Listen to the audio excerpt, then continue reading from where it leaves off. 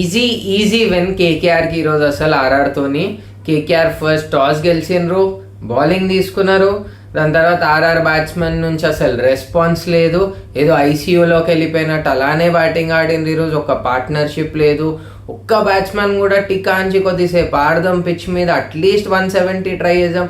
Pitch difficult ఉండే, కొంచెం ball grip అవుతుండే స్పిన్నర్స్కి, బట్ స్టిల్ ఒక్క పార్ట్నర్షిప్ మెల్లిమెల్లిగా పార్ట్నర్షిప్ చేసి అలా ఇలా 170 వరకు వెళ్ళినా డిఫెండబుల్ స్కోర్ ఉంటుండే, కొద్దిగా ఏదైనా రన్స్ ఉంటుండే డిఫెండ్ చేయని. ఆ 150లో కూడా మళ్ళీ బౌలింగ్కి వచ్చినప్పుడు ఆ బౌలింగ్ చేంజెస్ అయిన ఆర్ఆర్ నుంచి రియాన్ పరాగ్ కొత్త కెప్టెన్ ఆర్ఆర్కి ఫర్ 3 మ్యాచెస్, ఇది సెకండ్ మ్యాచ్. కానీ ఆ బౌలింగ్ చేంజెస్ అర్థం అవ్వలేదు. స్టార్టింగ్లో ఓకే థిక్స్ అన్న, ఎప్పుడైతే రియాన్ పరాగ్ అయినే వచ్చి బౌలింగ్ వేసిండో రియాన్ పరాగ్, ఆ టైంలో అసలు అది సెన్సే అనిపించలేదు. ఓకే రన్స్ ఇవ్వలేడు, 4 overs 25 runs, ఎకనామికల్ ఉండే బౌలింగ్. బట్ ఈ 150 టార్గెట్లో ఎకనామికల్ బౌలింగ్ అవసరం లేదు. మ్యాచ్ ఈధర్ ఆర్ఆర్ దాన్ అయిపోవాలా లేదా కేకేఆర్ దాన్.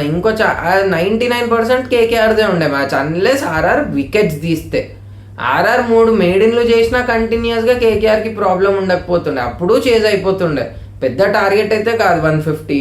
రియాన్ పరాగ్ ప్లేస్లో అక్కడ తిక్సానా ఇంకా హసరంగా మేబీ ఒక చిన్న స్పెల్ అలా ఏమన్నా నడిచి ఉంటే అప్పుడు ఛాన్స్ ఉంటుండేమో. ఒక డికాక్ అవుట్ అయిపోయి ఉంటే, అంత పెద్ద స్కోర్ కొట్టిండు డికాక్ 97, మేబీ ఆ టైంలో వికెట్ వచ్చి ఉంటే ఆర్ఆర్కి ఇంకేమైనా ఛాన్సెస్ ఉంటుండే. అంతనే రియాన్ పరాగ్ వేయాలనుకుంటే, అంత టర్నింగ్ ట్రాక్, గ్రిప్ ఉంది, బాల్ ఆగి వస్తుంది, అప్పుడు అది వికెట్లు పోయినా ఆటోమేటిక్ కేకేఆర్ స్లో అవుతుండే. దాని తర్వాత వేస్తే అప్పుడు యూస్ఫుల్ ఉంటుండే, అప్పుడు మేడిన్ ఏమైనా వస్తే ఇవైతే. వికెట్లు చేయలో పెట్టుకొని కేకేఆర్కి మేడిన్ అయినా ఏం ఫరక్ పడుతుంది అసలు. 2 కానీ 3 ఓవర్లు మేడిన్ అయినా అప్పుడు చేల్ చేస్తారు, ఏదో ఒక ఓవర్ పట్టుకుంటారు, దాంట్లోకి 20 రన్లు కొట్టినా మ్యాచ్ ఖతం. అప్పుడు కూడా సేమ్ ఈరోజు అదే అయింది. ఆర్ఆర్ నుంచి క్యాప్టెన్సీ ఆ కాల్స్ అర్థం అవ్వలేదు. మళ్ళీ ఇటు కేకేఆర్ చూసుకుంటే కేకేఆర్లో అయితే వరుణ్ చక్రవర్తి కంబ్యాక్ అయిపోయింది, డికాక్ ఫస్ట్ మ్యాచ్ పర్ఫార్మెన్స్ లేదు, కంబ్యాక్ అయిపోయింది. ఈరోజు సునీల్ నరేన్ ఆడలే, అతని ప్లేస్లో మోయిన్ అలీ ఆడండి. మోయిన్ అలీ కూడా బాల్తో బాగానే వేసిండు, ఓకే బ్యాటింగ్ ఆడలేడు, but still as a bowler బాగానే బౌలింగ్ వేసిండు. కేకేఆర్ బౌలర్స్ అందరు పర్ఫామ్ చేసిండ్రు ఈరోజు. బ్యాటింగ్కి వస్తే కూడా ఎక్కడ మ్యాచ్ అనిపించలేదు, ఓకే ఇది ఇక్కడ నుంచి మేబీ ఆర్ఆర్ షిఫ్ట్ అయిపోతుందేమో అని. స్టార్టింగ్ నుండే ఒక పేస్ మెయింటైన్ చేసిండ్రు, పెద్ద రన్ రేట్ అవసరం లేకుండే, ఏదో బౌండరీల మీద బౌండరీలు కొట్టేసేయాలి మనం అని అలా ఏం లేకుండా కేకేఆర్కి స్కోర్ కార్డ్ ప్రెషర్ లేదు. 150 టార్గెట్, అట్లీస్ట్ వాళ్ళకి వికెట్స్ ఏమైనా పోయి ఉంటే స్టార్టింగ్లో మేబీ ఛాన్స్, అప్పుడన్నా ప్రెషర్ వస్తుండే. వికెట్స్ పోయినాయి, రన్ రేట్ కొంచెం ఎక్కువ అవుతుందని, రన్ రేట్ ప్రాబ్లం లేకుండే, వికెట్స్ ప్రాబ్లం లేకుండా, ఇంకా డికాక్ సెటిల్ అయిపోయింది. ఆ డికాక్ సెటిల్ కాకంటే ముందే ఇన్ కేస్ అగర్ హసరంగా ఇంకా తిక్సానా స్పెల్ వేసి, లేదంటే మన సందీప్ శర్మ అయినా స్టార్టింగ్లో అయితే ఒకటే ఓవర్ వేసిండు అనుకుంటా పవర్ ప్లేలో, దాని తర్వాత మళ్ళీ సందీప్ శర్మని తెలియదు, ఒక్క ఓవర్ ట్రై చేసేది ఉండే. ఎందుకంటే కొంచెం బాల్ స్టార్టింగ్ ఒక 2-3 overs అయితే బాల్ కొంచెం అటు ఇటు జరిగింది. ఆర్చర్ ఫస్ట్ ఓవర్లో మోయిన్ అలీకి కూడా బాల్ కొంచెం మూవ్మెంట్ అయితే ఉండే. సందీప్ శర్మ మేబీ అది క్యాపిటలైజ్ చేసి డికాక్ వికెట్ వచ్చి ఉంటే ఛాన్సెస్ క్రియేట్ అవుతుండే, బట్ అది ఇంకోటి మిస్ ఫీల్డ్ చాలా చేసింది ఆర్ఆర్. ఉంది 150 టార్గెట్, దాన్ని ఉల్టా ఫీల్డింగ్ మంచిగా చేసి 115-160కి తీసుకెళ్ళాలి టార్గెట్. ఒక 10 runs అట్లీస్ట్ ఫీల్డింగ్తో సేవ్ చేయాలి. ఇక్కడ వచ్చిన క్యాచెస్ వదిలేస్తారు, మిస్ ఫీల్డ్ చేస్తారు. ఈ టీం అయితే ఇంకా పైనకి వస్తుంది ఈ ఇయర్ అని అయితే నమ్మకం లేదు. ఈ బౌలింగ్ లైనప్తో సంజు క్యాప్టెన్సీ 4th మ్యాచ్లో వస్తుంది. అప్పటి వరకు అసలు ఈ టీం ఇంకా నెక్స్ట్ మ్యాచ్, ఇది second match back to back ఓడిపోయింది, ఇప్పుడు థర్డ్ది గెలుస్తారా లేదా అది పెద్ద డౌట్. రియాన్ పరాగ్ క్యాప్టెన్సీ అర్థం అవ్వట్లే, జైస్వాల్ ఇంకా పర్ఫార్మెన్స్ రాలేదు, ధ్రువ్ జురేల్ లాస్ట్ మ్యాచ్లో ఆడిండు, ఈరోజు కూడా ఆడిండు, హెట్మైర్ ఈరోజు పర్ఫామ్ చేయలేదు. సో నాకు కన్సిస్టెన్సీ లేదు టీంలో. జైస్వాల్ మేబీ గోయింగ్ ఫార్వర్డ్ ఆడేస్తాడు, రియాన్ పరాగ్ కూడా పర్ఫామ్ చేస్తాడు, సంజు చేస్తుండొచ్చు. As a batting team perform చేసేస్తారు. లాస్ట్ మ్యాచ్లో వీళ్ళందరూ పర్ఫామ్ చేసిండ్రు ఉప్పల్లో అయినప్పుడు హైదరాబాద్తో.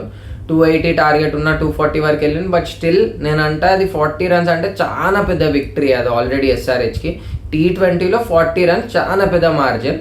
జస్ట్ అది హై స్కోరింగ్ గేమ్ అని మనకి ఏదో క్లోజ్ వచ్చేసింది, అది ఇది అనిపించింది. బట్ ఎక్కడ మ్యాచ్లో లేకుండా అక్కడ కూడా ఆర్ఆర్, ఈరోజు మ్యాచ్లో కూడా ఎక్కడ లేకుండా ఈజీ విన్ కేకేఆర్కి. అసలు కొద్దిగా కూడా డిఫికల్టీ లేదు. ఫస్ట్ ఇన్నింగ్స్లో అయినా బౌలింగ్ వీలదే ఉండే, సెకండ్ ఇన్నింగ్స్లో బ్యాటింగ్ వచ్చేస్తే దాంట్లో కన్సర్న్ లేదు అసలు కేకేఆర్కి. ఈజీ ఒకటే ఫ్లోలో నడిపించేసిన మ్యాచ్. 17 overs మ్యాచ్ ఖతం చేసేసి డికాక్ సెంచరీ మిస్ అయిపోయింది 3 runsతో, but still 92 not out, man of the match. De Kock ఈ ఫామ్ కంటిన్యూ చేసి కేకేఆర్కి Sunil Narine same last year ఆడినట్టు ఆడితే అయితే ఆ టీం మళ్ళీ డెడ్లీ అయిపోతుంది ఆటోమేటిక్.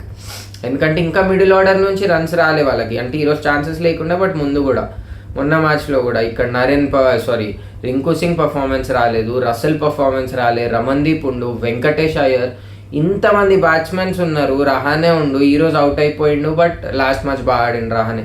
ఇంతమందిది ఇంకా పర్ఫార్మెన్సే రాలేదు. గోయింగ్ ఫార్వర్డ్ మెల్లిగా వస్తుంది, ఆటోమేటిక్ టీం మళ్ళీ బిల్డ్ అవుతుంది కేకేఆర్ది లాస్ట్ ఇయర్ ఉన్నట్టే.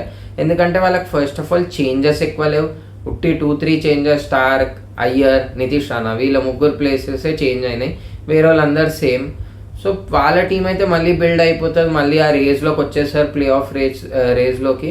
ఆర్ఆర్ అయితే చాలా కష్టం అనిపిస్తుంది, ఇక్కడ నుంచి వస్తారా మళ్ళీ కంబ్యాక్ అవుతుందా, నాకైతే అస్సలు లేదు నమ్మకం ఆర్ఆర్ మీద. ఇంకా రేపటి మ్యాచ్కి వచ్చేసి ఎల్ఎస్జి వర్సెస్ ఎస్ఆర్హెచ్. నాకైతే రేపు ఎస్ఆర్హెచ్ 300+ అనిపిస్తుంది. ఎల్ఎస్జి బౌలింగ్ లైనప్ లేదు, ఎల్ఎస్జి దగ్గర బౌలర్స్ మోస్ట్ ఎక్స్పీరియన్స్ బౌలర్ అంటే శార్దుల్ ఠాకూర్, రవి బిష్నోయ్కి ఉప్పల్లా స్పిన్నర్స్కి హెల్ప్ ఏం లేదు, అలా అని పేసర్స్కి ఉందా అంటే అది లేదు. శార్దుల్ ఠాకూర్ నార్మల్ పిచ్లలో కూడా రన్స్ ఇస్తాడు, బట్ ఏదో 1-2 వికెట్లు కిస్మత్లు వచ్చేసాయి తీసేస్తాడు, ఆ కేపబిలిటీ ఉంది ఏదో వచ్చేయడం. లాస్ట్ మ్యాచ్ అయితే బాగా వేసాడు బౌలింగ్, రన్స్ ఇవ్వలేడు, స్టార్టింగ్లో వికెట్స్ కూడా తీసాడు. బట్ రేపటి మ్యాచ్లో నాకు డౌటే శార్దుల్ వచ్చి ఏదో వికెట్లు తీయడం. నేనైతే చూస్తున్నా 300+ స్కోర్. రేపు అయితే హై ఛాన్సెస్ ఎస్ఆర్హెచ్కి 300+ అవుతుందని. చూద్దాం రేపు ఏమవుతుందో. ఇదే ఇంకా ఈ రోజుకి క్రికెట్ సోది. ఈ సోది మీకు నచ్చితే do like, share and subscribe.